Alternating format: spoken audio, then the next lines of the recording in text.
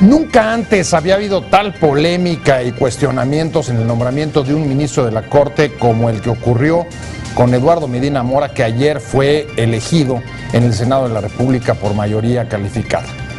Esta puede ser una señal, las críticas, la polémica pública, del interés, de la preocupación por uno de los temas centrales en la preocupación generalizada que hay en este país por el tema de la justicia. Ojalá que este sea en verdad una señal clara de la participación y la preocupación ciudadana por este tema, pero por lo pronto podemos preguntarnos ¿y qué lecciones deja todo este proceso para el futuro de la Corte? Soy José Buendía, gracias por estar con nosotros en este programa en el que todas las ideas se pueden cuestionar siempre que se debatan. Vamos a ver algunos datos, algunas declaraciones que sucedieron ayer en el Senado y regresamos aquí a nuestra mesa a tener nuestro debate de hoy. La Suprema Corte de Justicia alcanzó una visibilidad pública que no tenía hace años, unos con la designación de un nuevo ministro cuya decisión en el Senado finalmente recayó en Eduardo Medina Mora tras un amplio debate público. Este es un buen indicador del crecimiento exponencial de la preocupación por la justicia en el país. También resultó inusual que un aspirante al máximo tribunal, en este caso el del ex embajador de México en Washington, entrara al debate público y se tuviera que defender de cuestionamientos sobre la idoneidad de su cargo y capacidad para llegar a la Corte. La polémica tuvo impacto también en el proceso al verse obligados los senadores a ser más cuidadosos en el examen de la terna enviada por el Ejecutivo para ocupar la posición y el reconocimiento de que dicha fórmula requiere cambios en el proceso de selección para hacerlo más transparente. Un movimiento de organizaciones civiles, ciudadanos y académicos impugnó el nombramiento de Medina Mora y presentó cerca de 55,000 firmas para demandar que su candidatura fuera rechazada por su papel en la guerra contra las drogas en los cargos que tuvo con los gobiernos anteriores del PAN. Posiciones. Número 1. Al defender su candidatura, Eduardo Medina Mora aseguró que en todo momento me he conducido con los mismos principios, ética de trabajo, honestidad y una inquebrantable convicción de que solo con la adopción de una nueva cultura de la legalidad lograremos transformar a México. Número 2. La senadora del PRD, Angélica de la Peña, propuso aplazar la designación para exigir que se revisaran los expedientes de averiguaciones de la Corte y la Comisión Nacional de Derechos Humanos y se atendieran las exigencias de más de 54,000 ciudadanos que entregaron firmas en contra. Número 3. La también senadora del PRD, Dolores Padierna, manifestó que es indignante que además de haber quedado en impunidad, ahora se le premie con uno de los máximos cargos. No hemos hecho acusaciones, no son una imaginación, son resoluciones de la Corte y de la Comisión Nacional de Derechos Humanos, reprochó Padierna.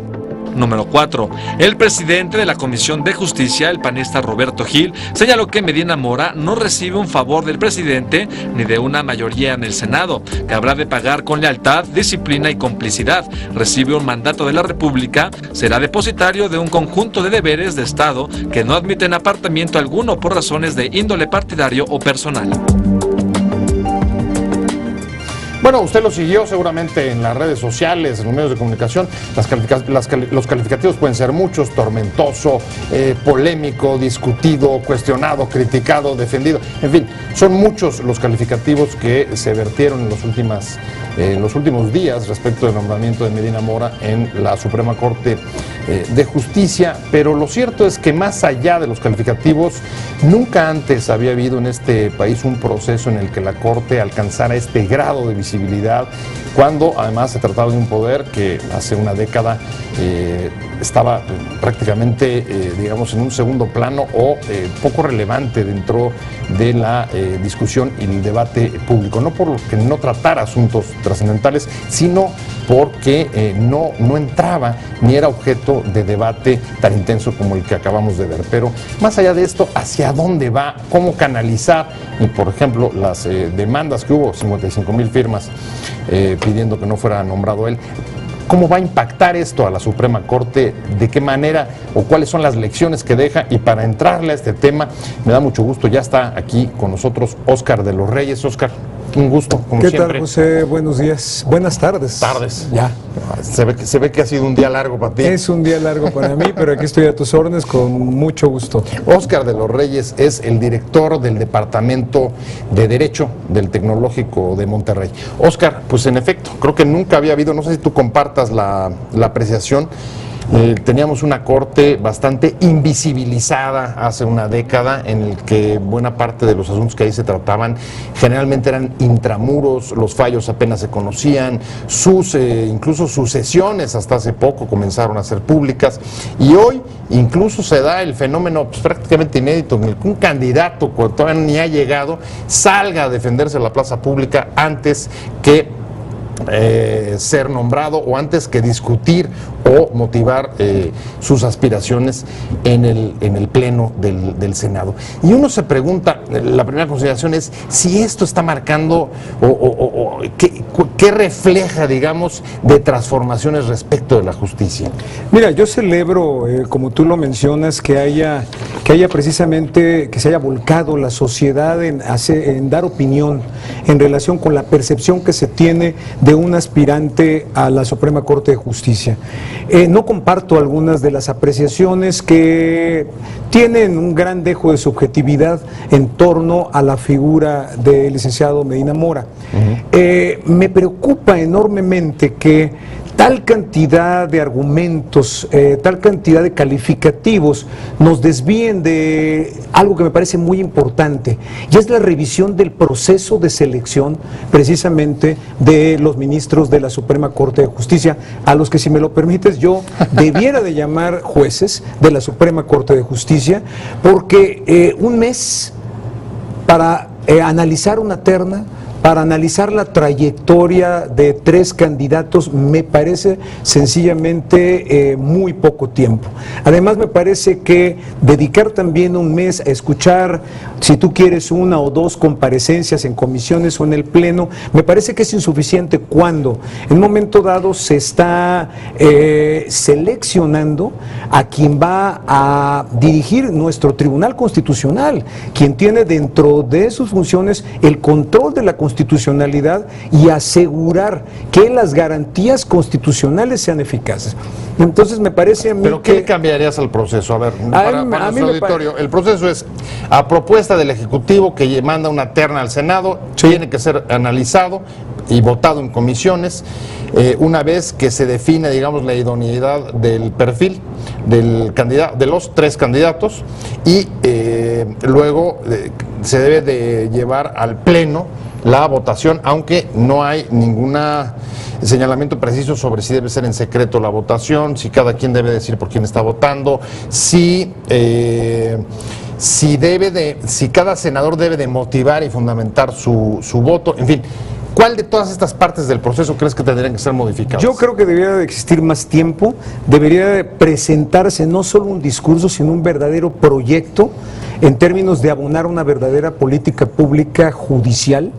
A mí me parece que también se deben de analizar los antecedentes y también se debe investigar suficientemente si los argumentos que en un momento dado pudiesen descalificar a los candidatos tienen fundamento o no, porque ahorita en cierto sentido, visto de una manera superficial, al parecer son calificativos que intentan abonar que intentan desacreditar a una persona, pero no sabemos qué sustento tiene.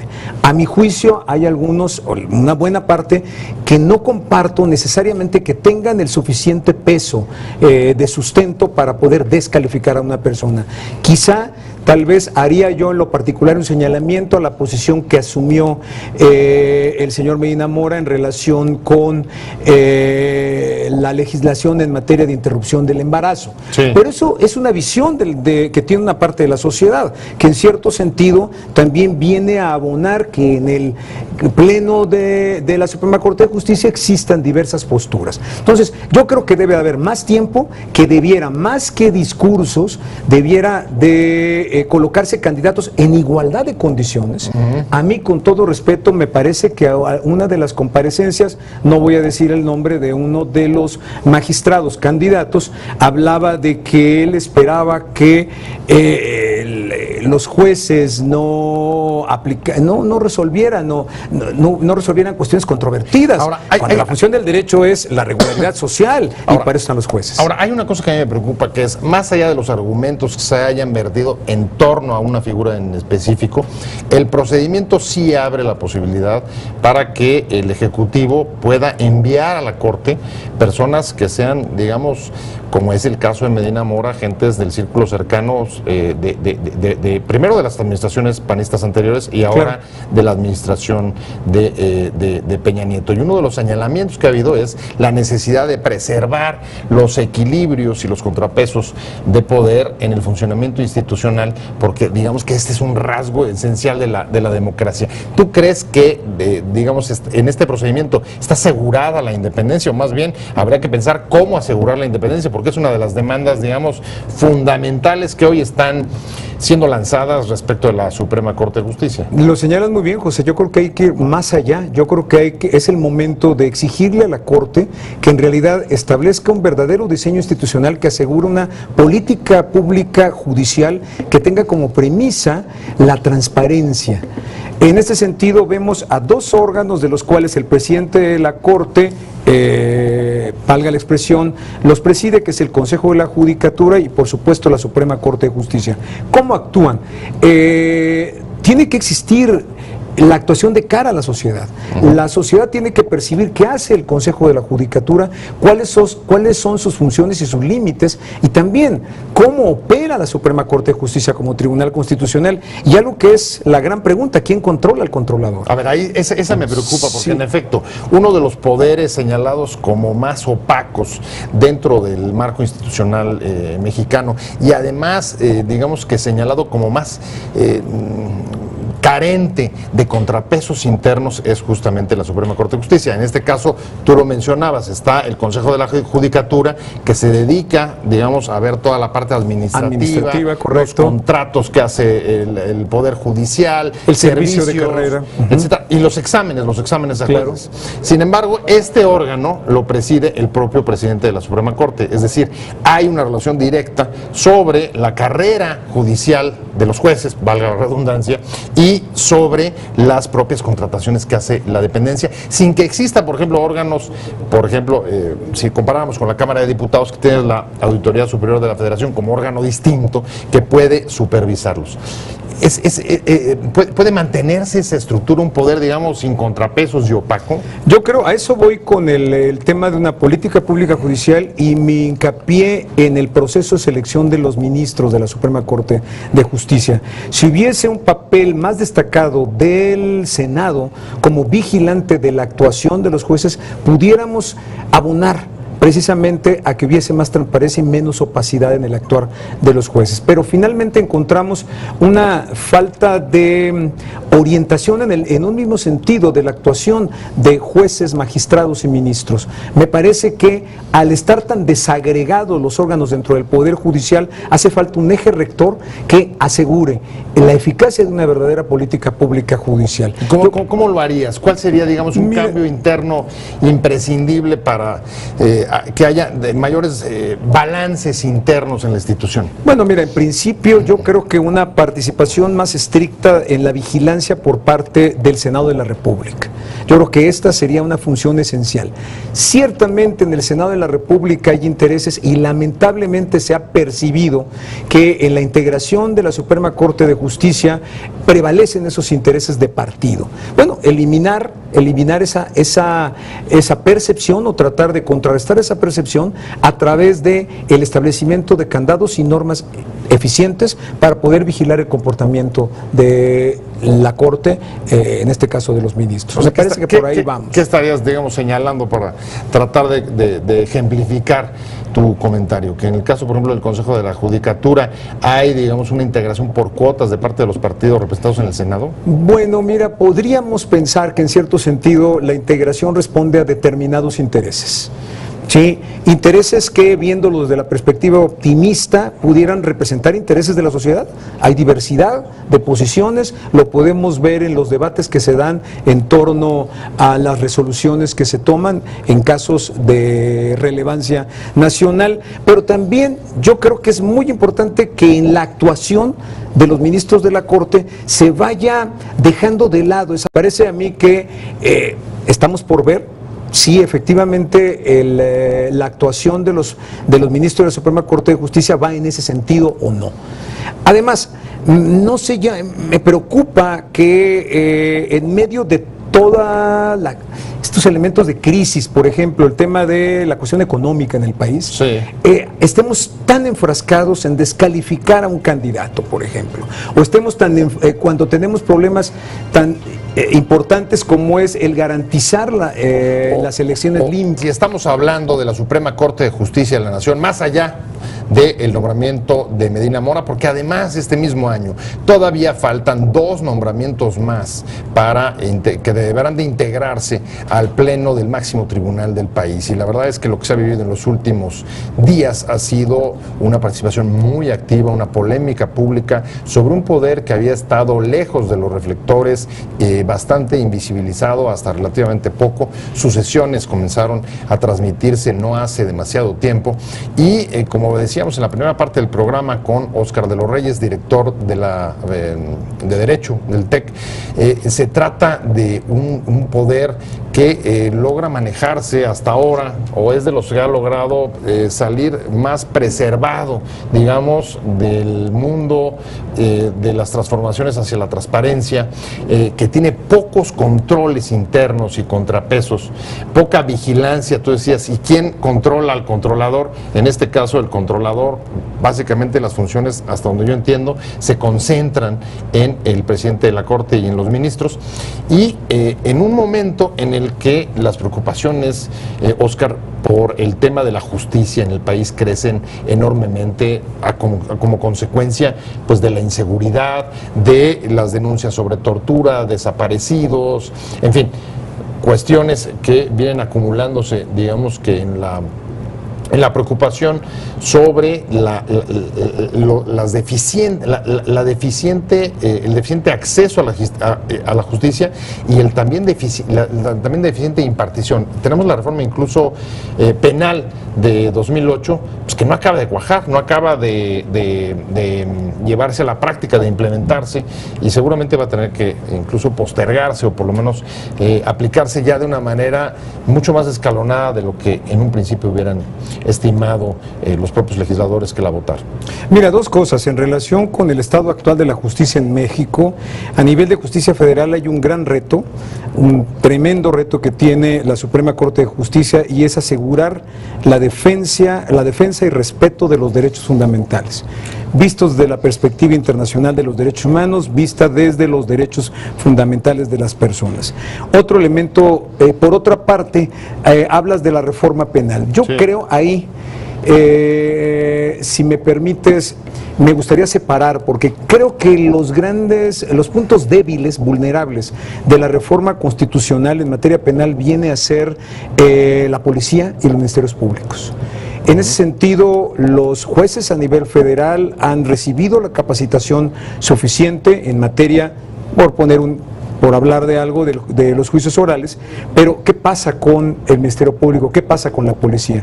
Si nos vamos a los estados, la situación es preocupante en términos del avance que existe en materia de la implementación de la reforma constitucional para poder implementar el nuevo sistema de justicia. Sí, pero un ejemplo, independientemente de la policía y los ministerios públicos, mencionábamos en la primera parte del programa la facultad del Consejo de la Judicatura para no solamente hacer los exámenes y tener el control sobre las carreras judiciales, sino hasta en cierto momento poder, incluso a partir de eso, influir sobre los procesos judiciales y las sentencias.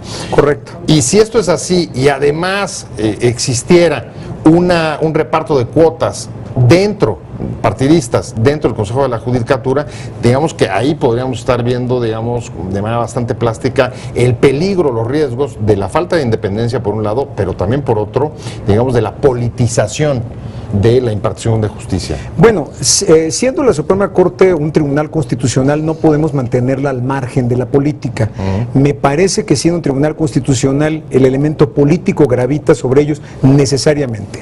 Si nos vamos pero al político tema, en términos, digamos, de tratar y decidir sobre asuntos de carácter público. Efectivamente, de la política de como general. lo público, como la moral del Estado. Lo que le corresponde al Estado nos corresponde a los ciudadanos y nos han arrebatado los políticos. En ese sentido es la obligación de la Suprema Corte de Justicia. En términos de los jueces, a mí me parece que ahí no es que en cierto sentido existan cuotas de partido, pero sí es muy importante, o se ha percibido, ¿sí?, que evidentemente magistrados y jueces en un momento dado están alineados a un determinado ministro de la Suprema Corte de Justicia, y eso sí es muy importante identificarlo. Se ha depurado y perfeccionado, y en ese sentido sí hay que reconocer el sistema de selección y el sistema de evaluación para el servicio civil al interior del Poder Judicial. Ha habido depuración importante, sin embargo hace falta todavía eliminar. Ya se ha eliminado en gran medida el tema de los meritorios. Durante muchos años, cuando yo era estudiante, por ejemplo, de Derecho, no hace mucho, tú ingresabas al Poder Judicial como meritorio y no recibías salario alguno, y buscabas una plaza como oficial dentro del Poder Judicial Federal. Ahora, ¿cómo ves tú el impacto que vaya a tener el episodio, la manera como se procesó el nombramiento de Medina Mora en los dos nombramientos que vienen todavía? Quedan dos vacantes que deben de ser suplidas, y en ese caso incluso el presidente de la Comisión de Justicia que defendió el dictamen, el panista Gil Suárez, hizo un reconocimiento sobre la necesidad o la pertinencia de revisar el proceso de selección y nombramiento. ¿Tú crees que sea necesario? Con las leyes actuales lo podríamos hacer, y es un asunto más bien, digamos, de responsabilidad de cultura política. Yo creo que es un asunto de responsabilidad de cultura política, aunque insisto que en el mediano plazo se tiene que revisar el proceso.